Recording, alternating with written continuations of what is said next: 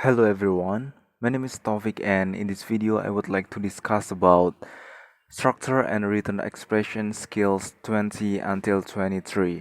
It's talk about subject or verb agreement. Dalam video kali ini kita akan membahas mengenai TOEFL preparation mengenai subjects atau verb agreement skill 20 sampai dengan 23. A verb need to agree with its subject. Dalam TOEFL, sebuah verb harus sesuai atau sejalan dengan adanya subjek. Many of the concepts in this section are the same as in the tutorial skills 1 to 5. Banyak sekali konsep yang sudah dijelaskan sebelumnya, yaitu di skill 1 sampai 5 mengenai clauses, subjects, and verbs. It would be helpful to review the information too.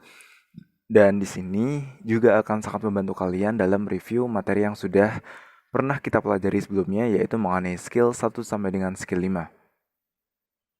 The verb needs to match its subject. Sebuah verb harus sesuai, harus cocok dengan adanya subjek. Yang pertama adalah a singular subject needs to singular verb. Sebuah subjek yang single atau singular membutuhkan sebuah verb yang singular atau single juga. Contohnya adalah the library is full of books. Library adalah sebuah subjek yang single. Maka dari itu harus dipasangkan dengan verb yang single juga, yaitu di sini adalah is. Yang kedua, a plural subject needs a plural verb. The libraries are full of books. Sebuah subjek yang lebih dari satu atau plural membutuhkan sebuah verb yang plural juga atau yang lebih dari satu. Sebagai contoh di sini, the libraries are full of books. Di sini libraries adalah berjeniskan subjek yang plural.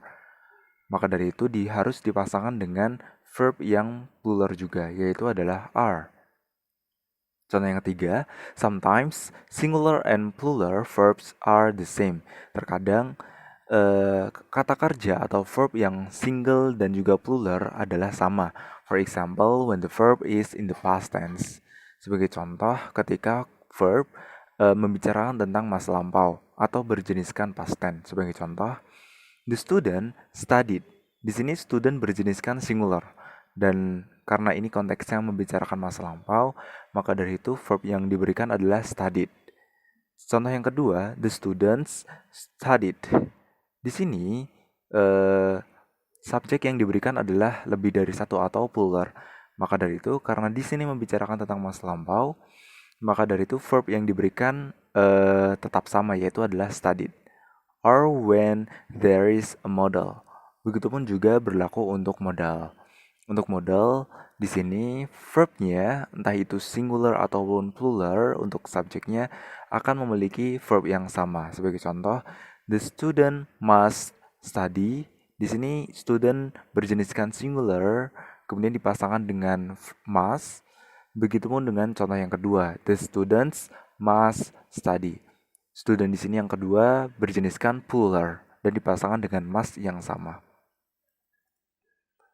You need to able to find the subject. Yang perlu kalian perhatikan adalah kalian harus dapat menemukan subjek dari adanya sebuah kalimat. Sometimes it's hard to tell which word is really the subject of a clause.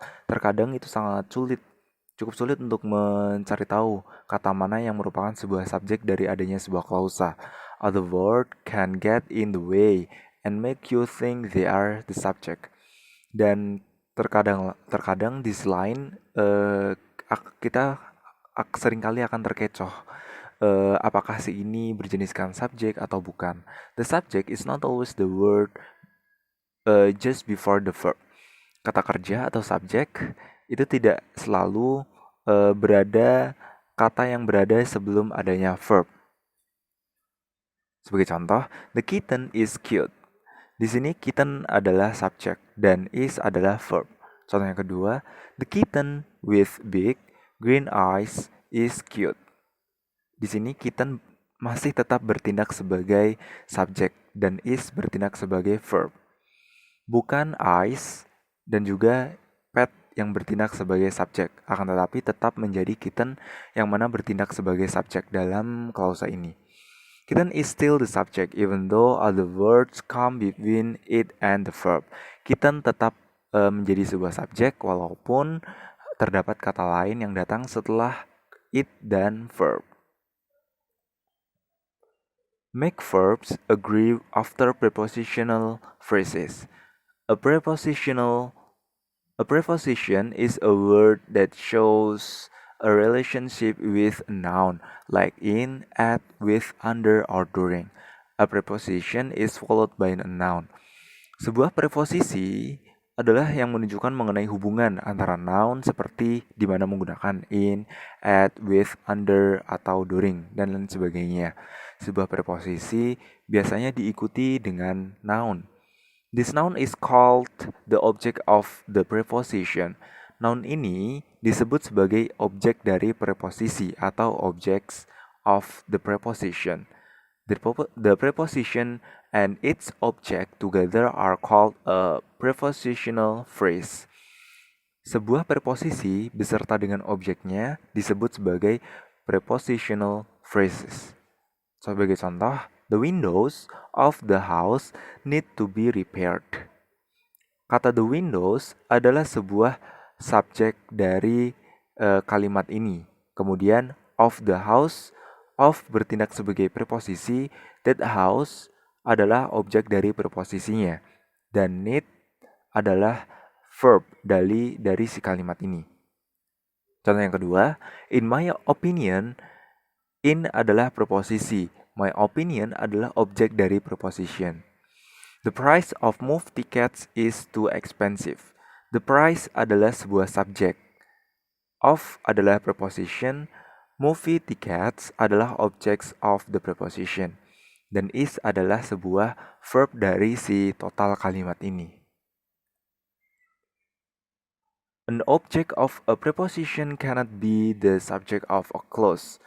Objek dari preposisi dalam satu kalimat tidak dapat digunakan sebagai subjek dari adanya sebuah klausa. Sebagai contoh di sini, the window of the house need to be repaired. The subject of the first sentence is window, not house. So the verb is plural. Dalam kalimat ini, windows bertindak sebagai subjek dari kalimat ini. Maka dari itu, dan berjeniskan plural, bukan singular, karena dia terdapat kata s. Maka dari itu akan berhubungan dengan kata kerja atau verb yang diberikan, yaitu menjadi need. Karena dia harus cocok dengan si subjek yang telah tertulis, yaitu adalah windows, berjeniskan plural. Dalam kalimat ini, house, meskipun house berada tepat sebelum adanya verb, yaitu adalah need, akan tetapi house di sini hanya menjadi objek dari preposisi, bukan sebuah subjek dari si kalimat ini. Begitupun dengan contoh yang kedua. The price adalah subjek dari si kalimat ini, bukan sebuah tickets. Jadi perlu diperhatikan bahwa harus bisa membedakan mana objek dari si kalimat ataupun mana objek dari preposisi. Make the subject of the sentence start with some expression of quality. A word that say how much or how many. The verb might be singular or plural. In this case, the verb matches the object of the preposition. Di sini ketika sebuah subjek dari kalimat dimulai dengan quantity yang mana berbicara menggunakan how much atau how many, the verb might be singular or plural. Kata kerjanya mungkin bisa menggunakan singular atau plural dan harus dicocokkan dengan si objeknya. Sebagai contoh di sini, most of the lesson was easy to understand. Di sini kata kerja subjek yang diberikan adalah the lesson. Maka dari itu karena lesson berjeniskan singular, maka dari itu kata verb yang diberikan adalah was, bukan were. Sebagai contoh yang kedua, most of the sentences were easy to understand. Sentences berjeniskan plural, maka dari itu harus disambungkan dengan verb yang plural juga, yaitu adalah were, bukan was. Contoh yang ketiga, most of the information was easy to understand. Information berjeniskan uncountable. Maka dari itu, kata verb yang diberikan adalah berjeniskan singular. The most common words that work this way are almost, some, and half. Di sini ada beberapa jenis dari kata yang kurang lebih sering sekali digunakan. Ada all, most, some, dan half. Untuk file ini, PPT ini akan saya sediakan di link deskripsi dan you can download it free. Bisa kalian download secara gratis, bisa kalian pelajari. Dan kemudian ada make inverted verbs agree. In some sentences, the subject and verb are inverted. Dalam beberapa kalimat, subjek dan verb itu diinversi atau diubah posisi. That is, the subject comes after the verb. This happen. Ini sudah kita bahas di video sebelumnya mengenai inversi.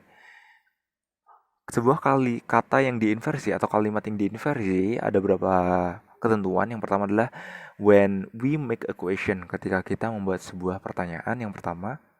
Yang kedua adalah when the sentence starts with a place expression, ketika sebuah kalimat dimulai dengan place expression sometimes. Yang ketiga adalah when the sentence begin with certain negative expression, ketika sebuah kalimat dimulai dengan sebuah kata negatif tertentu.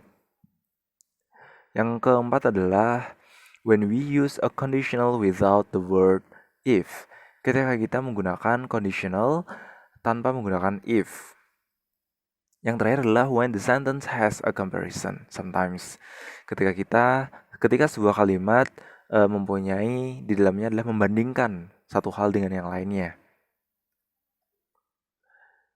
In sentences with a inverted subject and verb, make sure the verb agrees with the subject. Don't be fooled by other word that might come before the verb. Dalam kalimat ini, dengan menginversi sebuah subjek dan verb, kita harus yakin bahwa verb yang diberikan harus sesuai dengan atau cocok dengan adanya si subjek. Sebagai contoh, there is a big spider on your shoulder. Di sini, kata is ini sudah diinversi. Is berada di depan dan spider berada di belakang. Dan untuk kata kerja di sini yang diberikan adalah is. Kenapa is bukan are? Karena harus sesuai dengan subjek yang diberikan, yaitu adalah spider, yang mana berjeniskan singular. Contoh yang kedua, there are 2 cars in the garage. Kata are di sini berjeniskan plural. Kenapa? Karena subjek yang diberikan juga berjeniskan plural, yaitu adalah cars. Contoh yang ketiga juga sama. Here are the books that I borrowed. Are adalah berjeniskan plural. Maka dari itu, kenapa? Karena subjek yang diberikan juga berjeniskan plural, yaitu adalah books. Begitupun dengan contoh yang lainnya. Some words in English always need a singular verb. Even though their meaning is not singular, these words are. Nah, di sini ada beberapa kata dalam bahasa Inggris yang selalu berjeniskan singular verb. Sebagai contoh, meskipun si maknanya itu tidak berjeniskan singular. Ada somebody, someone, something, anybody, anyone, anything, nobody, no one, nothing, everybody, everyone, everything, every plus noun, ataupun each plus noun. Kalian bisa mengingatnya kata ini dengan grup seperti adalah contoh sane, sein, dan kata ini berjeniskan singular. Grup dari kata ini berjeniskan singular bukan plural. Oke. Sebagai contoh, here are some correct example with these odd words. Ini adalah contoh dari penggunaan kalimatnya, penggunaan katanya yang tadi. Contohnya adalah everybody needs to be polite to each other. Kata everybody tadi termasuk ke dalam kelompok singular, maka dari itu verb yang diberikan adalah needs. Begitupun dengan someone berpasangan dengan is, nobody berpasangan dengan has, each member berpasangan dengan tries, dan lain sebagainya. Kemudian yang di bawah adalah contoh dari penggunaan kata yang tidak tepat, yaitu ada everybody berpasangan dengan one. One di sini adalah plural, ya kan? Jadi dia tidak cocok untuk dipasangkan. Begitupun dengan contoh yang lainnya. Okay, I think this is the last in my section. In this section, you have learned about these things. Dalam section ini, kalian sudah mempelajari tentang beberapa hal. Yang pertama adalah a singular noun needs a singular verb. Sebuah kata kerja, sebuah noun yang single membutuhkan verb yang single juga. Begitupun dengan sebaliknya. Sebuah noun yang plural membutuhkan sebuah verb yang plural juga. Yang kedua, catatan yang kedua adalah you need to make verbs agree after prepositional phrases. Kalian harus membuat sebuah verb agree atau verb yang cocok setelah adanya prepositional phrase. Yang ketiga adalah you need to make verbs agree after expression of quality. And after that you need to make inverted verbs agree. Yang terakhir adalah you need to make verbs agree after a certain string word. I think this is the last on my section. And if you have any question, don't be shy. Feel free to ask me on the comment. And you can download this presentation on the link that I have added on the description. And thank you very much and see ya.